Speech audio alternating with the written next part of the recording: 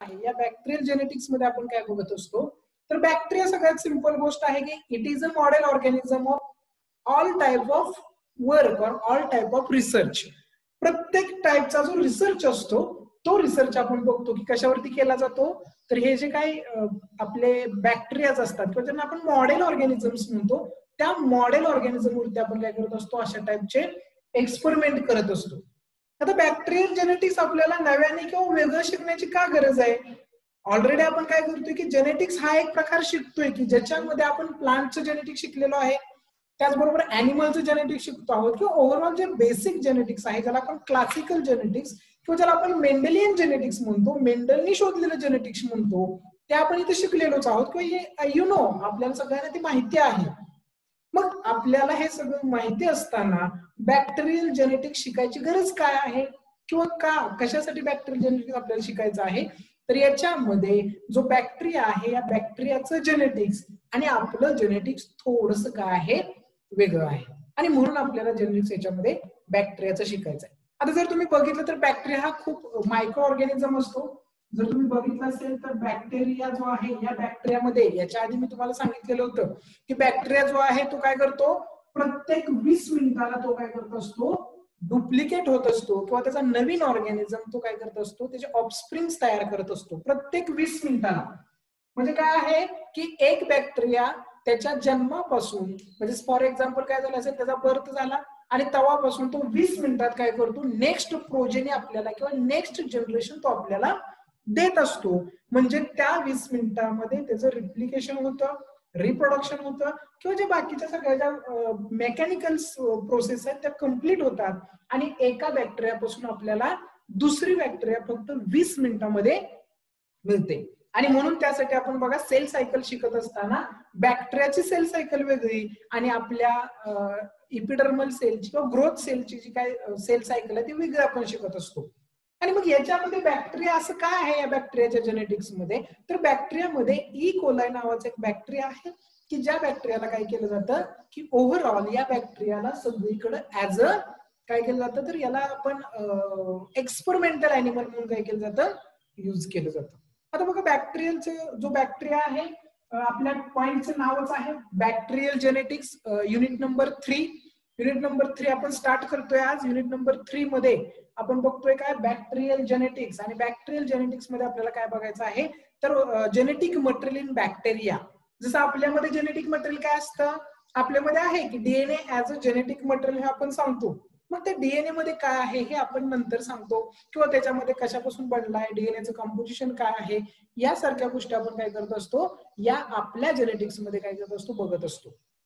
मग आता आपल्याला बघायचं काय आहे तर या टॉपिक मध्ये बॅक्टेरियल जेनेटिक्स मध्ये बॅक्टेरियामध्ये जेनेटिक्स किंवा त्याच्यामध्ये जे इनहेरिटन्स आहे इनहेरिटन्स पॅटर्न काय आहे त्याच्यामध्ये व्हॅरिएशन्स काय आहेत क्लोन कसे तयार केले जातात हे आपल्याला याच्यामध्ये बघायचं आहे. जेनेटिक्स आपण कशाला म्हणतो it is a scientific study of mechanism of inheritance and cause of variation. जिथं इनहेरिटन्सचं मेकॅनिझम आणि व्हॅरिएशन येण्याचा कॉज यांचा सायंटिफिक स्टडी केला जातो. ती जी बायोलॉजीची काही टर्म आहे ती जी काय सायन्सची टर्म आहे त्या टर्मला आपण म्हणत असतो जेनेटिक्स. आणि मग याच्यामध्ये आपल्याला बघायचं आहे की बॅक्टेरियामध्ये जेनेटिक्स कशा प्रकारे आहे त्याच्यामध्ये कशा प्रकारे एखादं कॅरेक्टर जनरेशन टू जनरेशन पुढे पास केलं जातं किंवा बऱ्याच वेळा आपण क्लोन हा शब्द ऐकलेला असतो. क्लोन हा शब्द ऐकलेला असतो आपण क्लोन कशाला म्हणतो की एक्झॅक्ट कॉपी असेल एक्झॅक्ट डुप्लिकेशन असेल जसं आपण आहोत सेम तसं असेल तर त्याला आपण क्लोन म्हणतो. म्हणजे फॉर एक्झाम्पल माझ्याकडे जर एक कागद असेल किंवा माझं 10th मार्कशीट आहे आणि मी त्या मार्कशीटचं काय केलं एक झेरॉक्स केलं तर ते मार्कशीट आणि ते जे झेरॉक्स आहे या दोघांना एकमेकाचं क्लोन म्हणू शकतो आपण.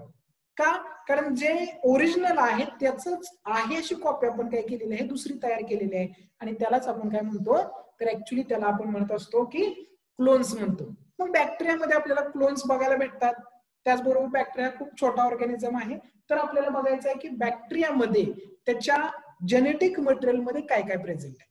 आपल्यामध्ये जेनेटिक मटेरियल मध्ये आपण काय सांगतो DNA as a genetic material आपण सांगत असतो.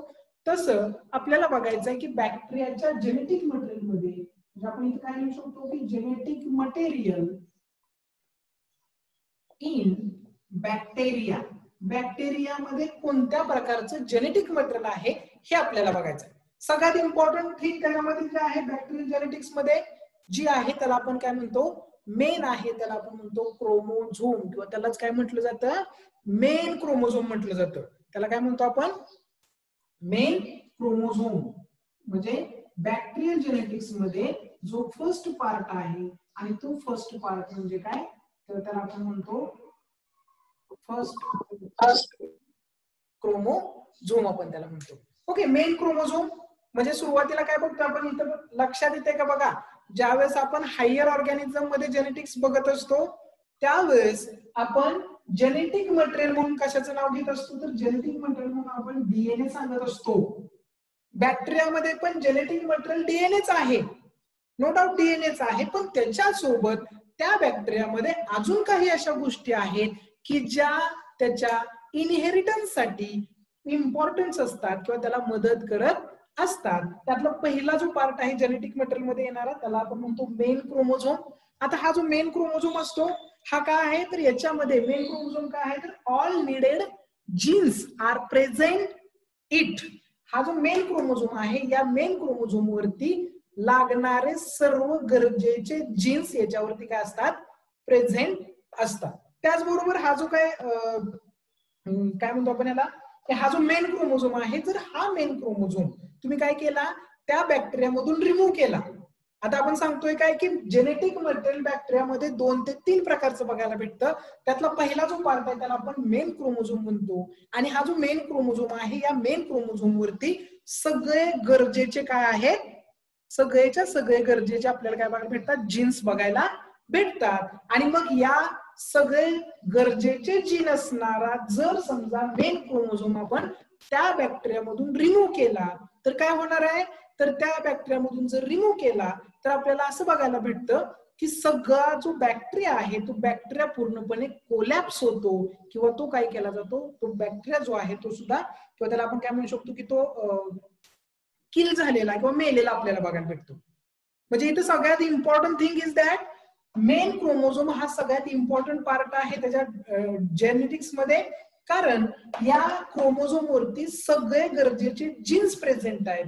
आणि जर समजा मी ते काय केला, मेन क्रोमोझोम त्याच्यामधून काय केला, रिप्लेस केला, रिप्लेस नाही रिमूव्ह केला, काढून टाकला, तर काय होणार आहे, तर याच्यामध्ये तो जो बॅक्टेरिया आहे तो बॅक्टेरिया आपल्याला डाय झालेला बघायला भेटेल. ओके, आणि म्हणून हा जो क्रोमोझोम आहे किंवा या क्रोमोझोम मध्ये जो डीएनए आहे त्या डीएनए ला आपण म्हणतो covalently closed circular DNA, that is triple C DNA. काय म्हणतो आपण त्याला, कोव्हॅलेंटली क्लोज्ड सर्क्युलर डीएनए.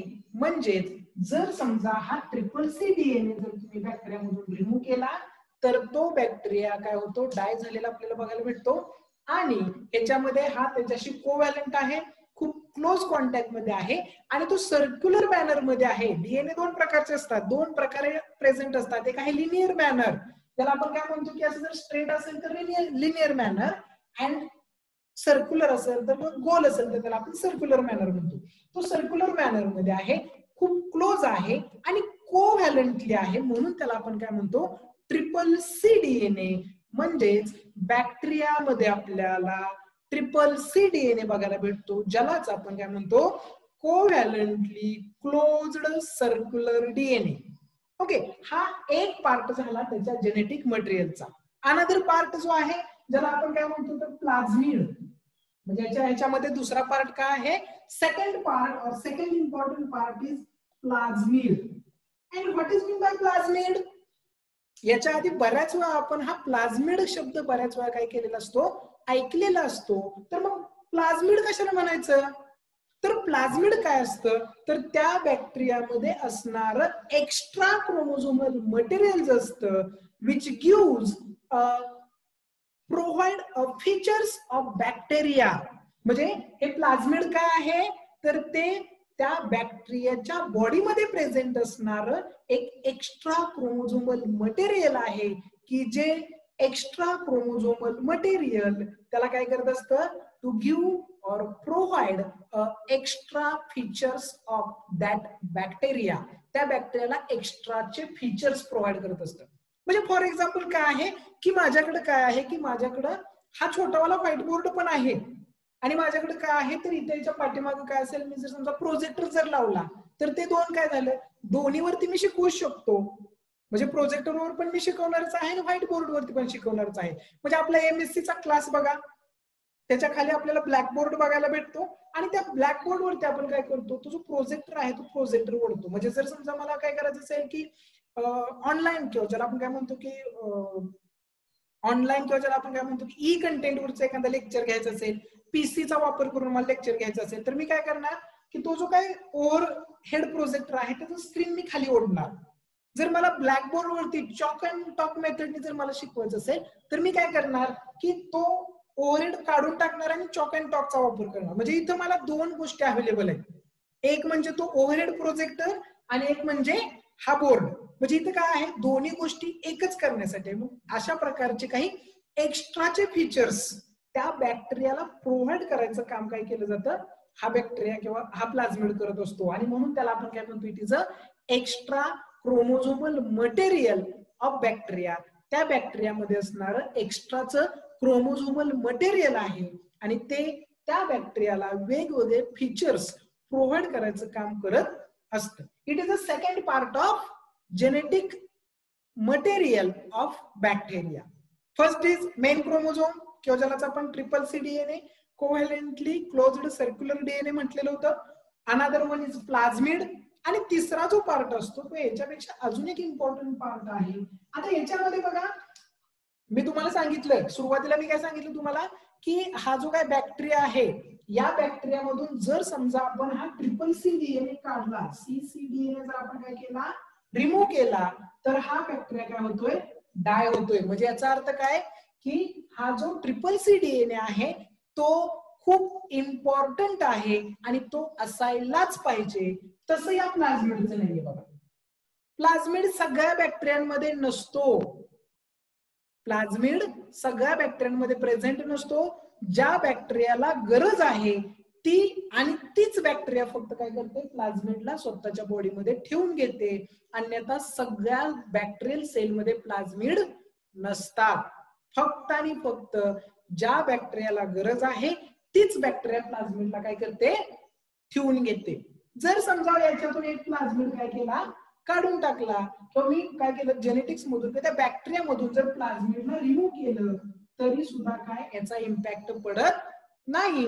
कारण प्लाझ्मिड असेल किंवा नसेल त्या बॅक्टेरियाला त्या प्लाझ्मिडचा काही फायदा होत नाही. म्हणजे फॉर एक्झाम्पल आपल्याला ओव्हरहेड प्रोजेक्टर असेल काय आणि नसेल काय, ब्लॅकबोर्ड वरती तर आपण शिकवू शकतो.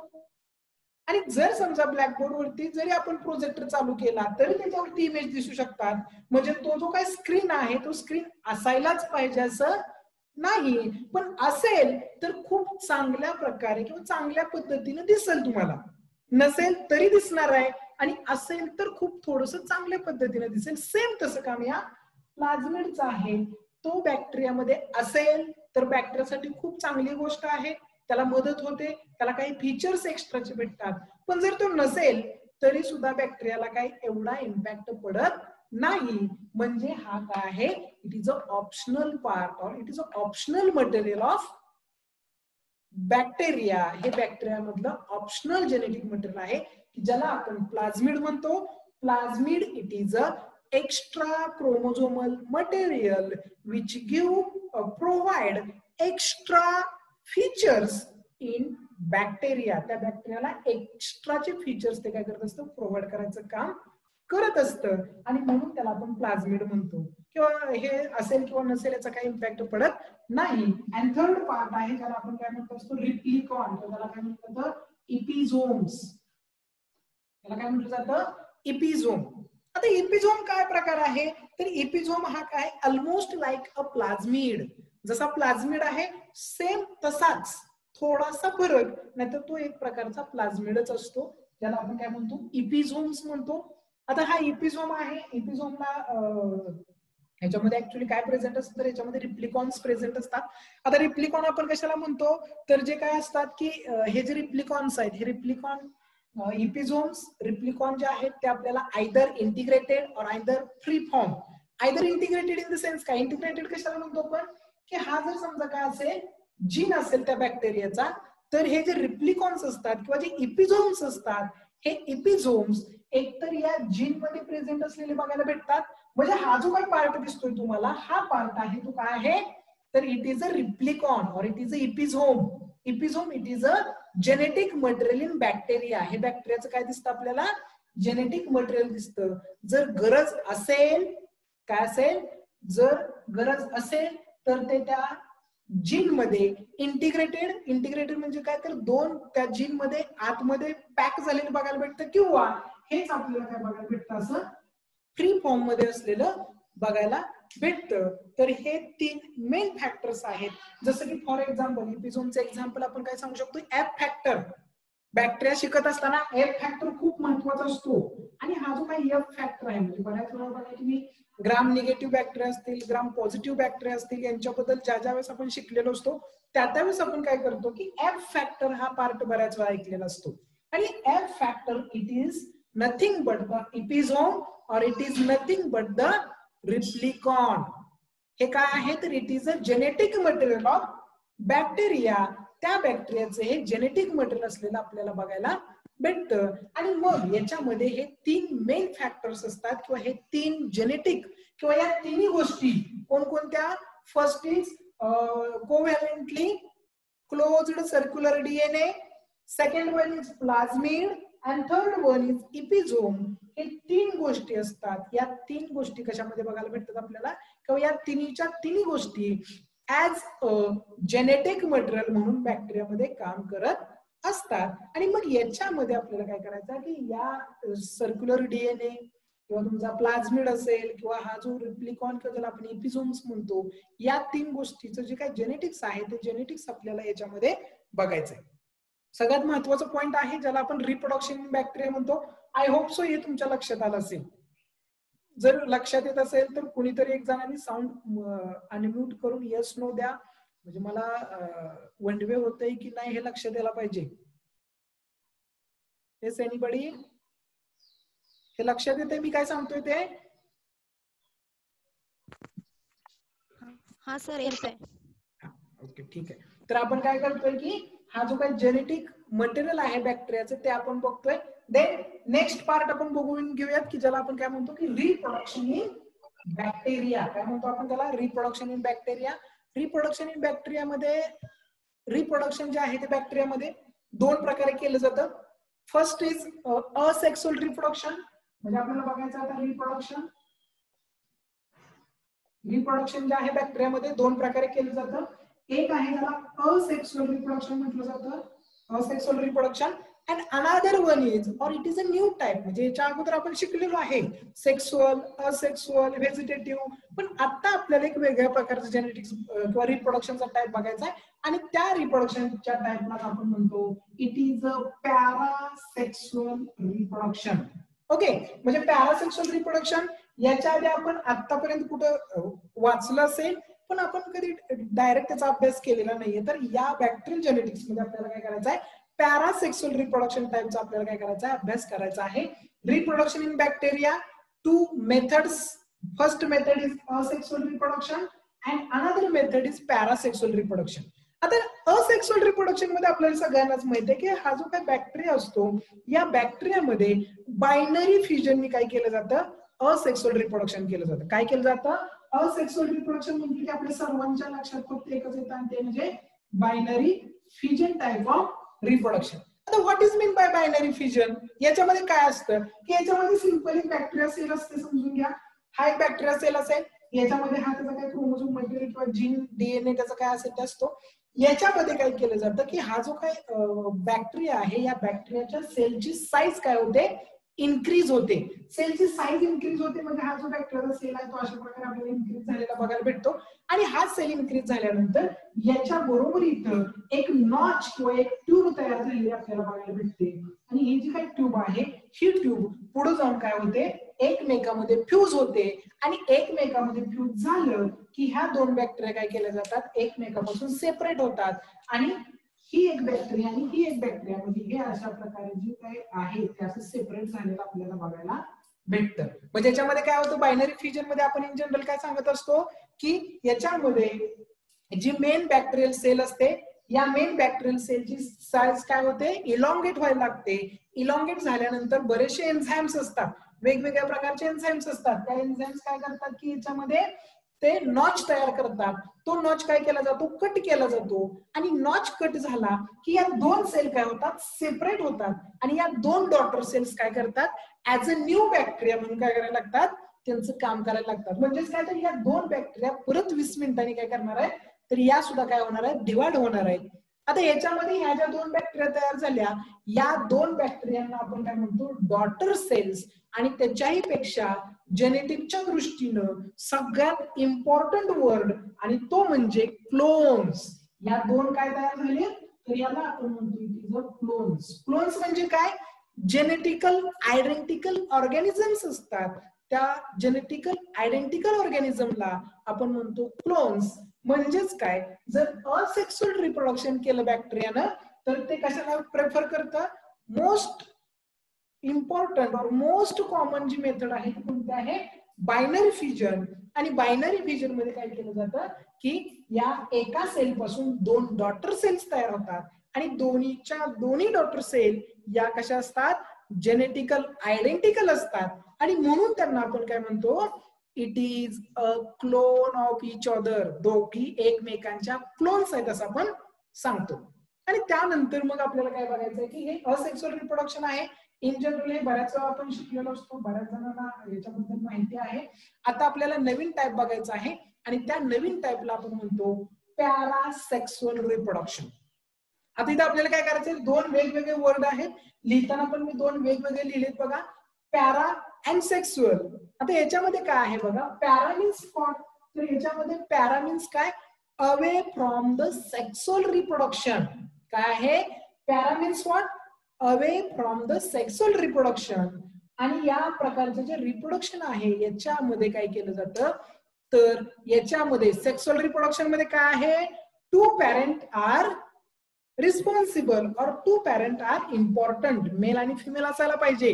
याच्यामध्ये दोन पॅरेंटची गरज लागत नाही, किंवा दोन्ही पॅरेंट हे कसे असायला, कॉन्ट्रास्ट कॅरेक्टरचे असायची गरज नाही. हे जे पॅरासेक्सुअल रिप्रोडक्शन आहे यालाच आपण away from the sexual reproduction म्हणतो. हे जे पॅरासेक्सुअल रिप्रोडक्शन आहे हे परत आपण तीन टाइप मध्ये काय करतो, डिव्हाइड करतो. किंवा हे तीन टाइप आपल्याला पडलेले बघायला भेटतात. जसं असेक्सुअल रिप्रोडक्शन मध्ये आपण काय बघितलं, binary fusion, it is one of the most common method of the asexual reproduction. तसं आपल्याला पॅरासेक्सुअल रिप्रोडक्शन हे तीन टाइप मध्ये डिव्हाइड झालेलं बघायला भेटतं. त्यातला जो फर्स्ट पार्ट आहे त्याला आपण कॉन्जुगेशन म्हणतो. First is conjugation, second is transformation, and another one is transduction. तर पॅरासेक्सुअल जो आहे त्या पॅरासेक्सुअलचे आपल्याला तीन टाइप बघायला भेटतात. कोणकोणते बघा, parasexual means what, away from the sexual reproduction. Parasexual reproduction is divided into subtypes.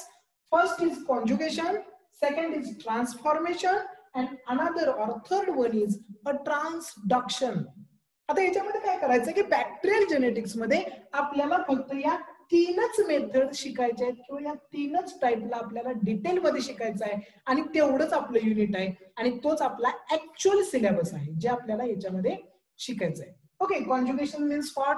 आणि कॉन्जुगेशन मध्ये काय केलं जातं की जीनचं जे मॅपिंग असतं, जीनच्या मॅपिंग साठी काय केलं जातं, ट्रान्सफॉर्मेशन असेल, कॉन्जुगेशन असेल, ट्रान्सडक्शन असेल. तर यातल्या काही मेथड्स या काही टाइप्स जे आहेत ते जीनचं मॅपिंग काढण्यासाठी काय केलं जातात, यूज केलं जातात. आता जीनचं मॅपिंग काढण्यासाठी यूज केलं जातं इन द सेन्स काय, तर ज्यावेळेस तुम्ही जर आय होप सो सगळ्यांनी सेटनेटचे क्वेश्चन पेपर बघितले असतील, तर सेटनेटच्या क्वेश्चन पेपर मध्ये मोस्ट इम्पॉर्टंट आणि कॉमन क्वेश्चन असतो की ज्याच्यामध्ये तुम्हाला दोन जीन मधलं डिस्टन्स काढायला सांगितलेलं असतं. म्हणजे दोन जीन मध्ये काय आहे, ए, बी आणि सी असेल, तर तुम्हाला काय केलं जातं की या दोन जीन मधला डिस्टन्स काढायला सांगितलेला असतो. ए आणि बी मधला, बी आणि सी मधला, ए सी मधला. अशा प्रकारे काय केलं जातं की, किंवा जीन मॅपिंग करण्यासाठी काय केला जातो, या पॅरासेक्सुअलचे जे तीन टाइप आहेत यांचा काय केला जातो, वापर केला जातो. ओके, तर आपल्याला काय बघायचं आहे की हे जे काय पॅरासेक्सुअल आहे त्याच्यामध्ये आज आपण फक्त ह्याचं काय करूयात की ओव्हर व्ह्यू बघू, म्हणजे आउटलुक फक्त बघूयात, आणि उद्याच्या किंवा नेक्स्ट लेक्चरला आपण काय करणार आहोत की हे डिटेल मध्ये एक प्रोसेस शिकणार आहोत. First conjugation means what? Conjugation मध्ये काय केलं जातं तर it is a physical attachment of two bacteria. Conjugation it is a physical attachment of two bacteria. म्हणजे काय करायचं बघा, ही एक बॅक्टेरिया असेल आणि ही एक बॅक्टेरिया असेल, म्हणजे ही बी बॅक्टेरिया असेल, ही ए बॅक्टेरिया असेल, तर या दोन बॅक्टेरियांचं फिजिकल अटॅचमेंट असेल, त्या फिजिकल अटॅचमेंटला आपण कॉन्ज्युगेशन म्हणतो. आता फिजिकल अटॅचमेंट करायचं म्हणजे काय करायचं तर या दोघांच्या मध्ये काय केलं जातं, एक ट्यूब तयार केली जाते आणि या ट्यूबच्या मदतीने काय केलं जातं, अशा प्रकारे दोन बॅक्टेरिया एकमेकाला जोडल्या जातात आणि यालाच आपण म्हणतो कॉन्ज्युगेशन ट्यूब. त्याला काय म्हणतो आपण? कॉन्ज्युगेशन ट्यूब. का कॉन्ज्युगेशन ट्यूब म्हणतो? कारण या ट्यूबनं काय केलेलं आहे तर या दोघांना जोडलेलं आहे. ही ट्यूब जी आहे ही ट्यूब अशीच तयार होत नाही. याच्यामधला एक ऍज अ डोनर म्हणून काम करायला पाहिजे आणि एक ऍज अ रेसिपंट म्हणून काम करायला पाहिजे, तरच त्या दोघांच्या मध्ये काय तयार होते, ट्यूब तयार होते. आणि ही ट्यूब तयार करण्यासाठी काय लागतं तर ही ट्यूब तयार करण्यासाठी एक जीन लागतो आणि तो जीन प्रेझेंट असेल तर आणि तरच या दोघांच्या मध्ये काय तयार होतं, ट्यूब तयार होते. मग ती डोनर कडे असू द्या किंवा तो रेसिपंट कडे असू द्या, दोघांपैकी एकाकडं ही ट्यूब तयार करणारा जीन प्रेझेंट पाहिजे. ओके, तर आणि तरच याच्यामध्ये काय होतं तर याच्यामध्ये कॉन्ज्युगेशन ट्यूब तयार होते. Conjugation is nothing but the physical attachment of two bacteria. दोन बॅक्टेरियाची फिजिकल अटॅचमेंट असते. याच्यामध्ये परत कॉन्ज्युगेशनला आपल्याला 3 टाइप मध्ये आपण डिवाइड करत असतो. याच्यामध्ये बघा फर्स्ट जो टाइप आहे कॉन्ज्युगेशन जो आहे, कॉन्ज्युगेशनला परत आपण 3 टाइप मध्ये डिवाइड करतो. त्यातला जो पहिला टाइप आहे, ज्या फर्स्ट टाइपला काय म्हटलं जातं तर it is a F dash into F. हा जो काही टाइप आहे हा टाइप आपल्याला त्याच्यामध्ये बघायला भेटतो. त्यानंतर सेकंड आहे ज्याला आपण H F R into F dash. आणि थर्ड जो आहे त्याला आपण काय करत असतो तर थर्ड याच्यामध्ये हे जे आहेत हे काय आहेत तर हे कॉन्ज्युगेशनचे टाइप्स आहेत. What is mean bye F? आताच आपण सांगितलं की एफ कशाला म्हणतो आपण तर एफ म्हणजे आपण त्याला काय म्हणतो, it is a fertility factor. आता याच्यामध्ये बघा हा जो एफ मायनस असतो, इथे H F R into F dash असतो. आणि तिसरा जो टाइप आहे त्या तिसऱ्या टाइप मध्ये आपल्याला इन जनरल काय बघायला भेटतं की याच्यामध्ये एफ डॅश एफ मायनस बघायला भेटतं. आता याच्यामध्ये बऱ्याच वेळा काय होतं की याच्यामध्ये काय केलंय की मी दोन सेम टू सेम आहेत बघा, तिसरा आणि पहिला. पण याच्यामध्ये काय आहे की याच्यापासून ही एक बॅक्टेरिया आणि ही एक बॅक्टेरिया आहे, याच्यापासून तयार होणारे जे प्रोडक्ट असेल ते प्रोडक्ट एफ डॅश म्हणजे थोडक्यात काय याच्यासारखं तयार होतं. आणि याच्यामध्ये तयार होणारे जे आहे ते एफ मायनस म्हणजे याच्यासारखं तयार होतं. म्हणजे एकामध्ये डोनर सारखं तयार होतं आणि एकामध्ये रेसिपिएंट सारखं तयार होतं. हा एवढाच एक मेजर डिफरन्स या दोन टाइप मध्ये आपल्याला बघायला भेटतो. एचएफआर काय आहे तर HFR it is a strain. याला आपण काय म्हणतो, एक प्रकारचा तो काय आहे स्ट्रेन आहे म्हणतो. आणि इथं जो आहे एफ प्लस एफ मायनस, इथं फक्त एफ डॅश आहे आणि मग इथं आपल्याला एफ प्लस तयार झालेला बघायला भेटतो, ते एफ मायनसच असलेला आपल्याला बघायला भेटतो. Conjugation is nothing but the physical attachment of two bacteria. Then another part आहे ज्याला आपण काय म्हणतो ट्रान्सफॉर्मेशन म्हटलेलं आहे. ट्रान्सफॉर्मेशन मध्ये आपण काय बघितलेलं आहे तर ट्रान्सफॉर्मेशन मध्ये काय केलं जातं की समजा ही एक बॅक्टेरिया आहे माझ्याकडं आणि ही एक बॅक्टेरिया आहे. या दोन्ही बॅक्टेरिया काय आहेत एकमेकापासून एकमेकापेक्षा खूप खूप आणि खूप काय आहेत वेगळ्या आहेत. वेगळ्या आहेत इन द सेन्स काय तर या बॅक्टेरियामध्ये म्हणजे समजा हा बी प्रकारचा बॅक्टेरिया असेल, हा ए प्रकारचा बॅक्टेरिया असेल. या बी प्रकारच्या बॅक्टेरियामध्ये काय आहेत जे जीन्स आहेत त्या जीन्स मध्ये काय केलं जातं की याच्यामध्ये फॉर एक्झाम्पल याच्यामध्ये 2 कॅरेक्टर असतील. म्हणजे 2 कॅरेक्टर कोणते म्हणजे फॉर एक्झाम्पल याच्यामध्ये काय असेल की एक कॅरेक्टर जे आहे ते एक कॅरेक्टर समजा कॅपिंगचं असेल, कॅपिंगचं एक कॅरेक्टर असेल आणि दुसरं जे कॅरेक्टर असेल ते दुसरं कॅरेक्टर काय असेल याच्यामध्ये किलिंगचं असेल. सॉरी किलिंग असेल, आपण याला सर्वाइव्ह करणारा जो काय आहे तर आपण काय म्हणू की सर्वाइव्ह होतो याच्यामध्ये. म्हणजे ज्याला आपण एक जीन आहे जो की त्या बॅक्टेरियाला सर्वाइव्ह ठेवतोय आणि एक आहे ज्याला तो कॅपिंग करतोय. आणि हा दुसरा बॅक्टेरिया आहे याच्यामध्ये एक जो जीन आहे तो डेथचा जीन आहे आणि एक जो आहे तो कशाचा आहे कॅपिंगचा आहे किंवा दुसरा कशाचा तर जीन आहे. म्हणजे याच्यामध्ये 2 कॅरेक्टर वेगळे आहेत, याच्यामध्ये 2 कॅरेक्टर वेगळे आहेत. याच्यामध्ये काय झालं की चुकून हा ए बॅक्टेरिया काय झाला, मेला. बॅक्टेरिया मेल्यानंतर काय होतं, त्याचा जो प्लाझ्मा मेम्ब्रेन असतो तो प्लाझ्मा मेम्ब्रेन काय होतो, बस्ट होतो. प्लाझ्मा मेम्ब्रेन बस्ट झालं त्या साईडचा, त्याचं सेल वॉल बस्ट झाले, काय होतं त्याच्यामधून हा जो काय डीएनएचं मटेरियल आहे तो डीएनएचं मटेरियल बाहेर येतं.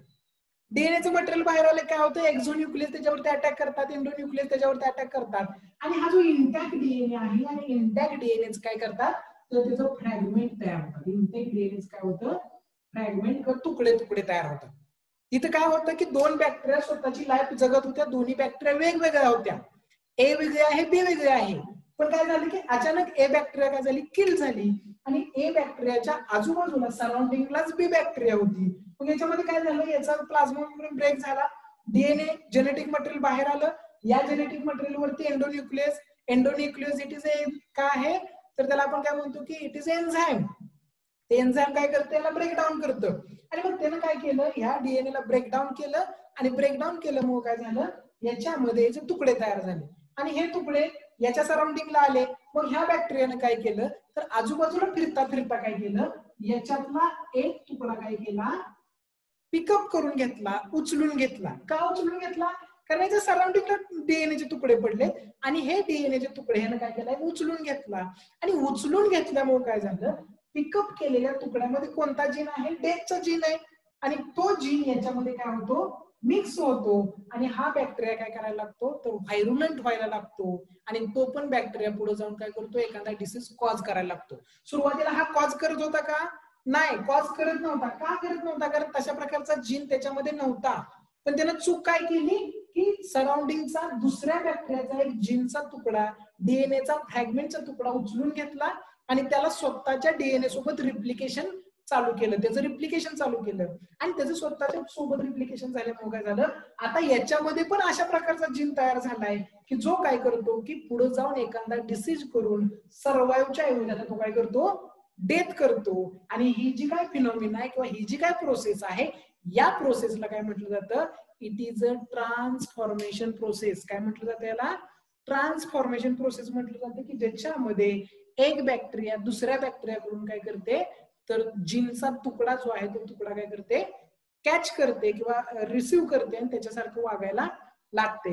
आणि तिसरा जो पार्ट आहे ज्याला आपण ट्रान्सडक्शन म्हणतो, ट्रान्सडक्शन मध्ये काय केलं जातं तर हा जो काय ट्रान्सडक्शन हा जो काय पार्ट आहे, ट्रान्सडक्शन मध्ये जनरली आपल्याला काय बघायला भेटतं की जो काय बॅक्टेरियोफाज आहे, बॅक्टेरियोफाज इन द सेन्स काय की समजा माझ्याकडे ही एक अशा प्रकारची बॅक्टेरिया आहे आणि या बॅक्टेरियावरती अदर एखादा ऑर्गॅनिझम काय करतो की स्वतःचा जिनोम, स्वतःचा डीएनए इन्सर्ट करतो, म्हणून त्याला ट्रान्सडक्शन म्हटलं जातं. म्हणजे इथं त्याचा स्वतःचा जिनोम होता ज्याला तो काय करत होता, कंटिन्यू रिप्लिकेट करत होता. पण अचानक याच्यावरती काय आला, एक बॅक्टेरियोफाज आला. त्या बॅक्टेरियोफाजने काय केलं तर हा एक बॅक्टेरियोफाज आला आणि याचा स्वतःचा एक डीएनएचा तुकडा त्याने काय केला, इथं टाकला आणि याच्या डीएनएचा तुकडा इथं टाकल्यामुळे काय झालं, या बॅक्टेरियाने काय केलं, याचं सुद्धा रिप्लिकेशन चालू केलं. स्वतः बरोबर त्या फाजच्या डीएनए ला सुद्धा ती काय करायला लागलं, रिप्लिकेट करायला लागलं किंवा त्याचा सुद्धा नंबर ते इन्क्रीज करायला लागलं. आणि म्हणून त्याला काय म्हटलं जातं तर त्याला आपण काय म्हणतो, it is a transduction type of parasexual reproduction, की ज्याच्यामध्ये अदर ऑर्गॅनिझमचा जिनोम त्या बॅक्टेरियामध्ये इन्सर्ट केला जातो आणि इन्सर्ट केलेला जो डीएनए आहे त्या डीएनए ला काय केलं जातं, तो जो डीएनए आहे तो डीएनए काय करतो, त्याच्यामध्ये रिप्लिकेट होतो आणि त्याच्या प्रकारचं एक वेगळ्या प्रकारचं हे काय म्हणतं रिप्रोडक्शनची टाइप आहे, तो आपण बघितलेला आहे. इथं आज बघितलं आपण bacterial genetics. I think so time आपला संपलेला आहे. बाकीचा जो पार्ट आहे तो आपण नेक्स्ट लेक्चरला बघूयात. जे काय आज आपण शिकलो त्याच्या शॉर्ट नोट्स तयार करा आणि त्या मला सेंड करा. Okay, thank you all.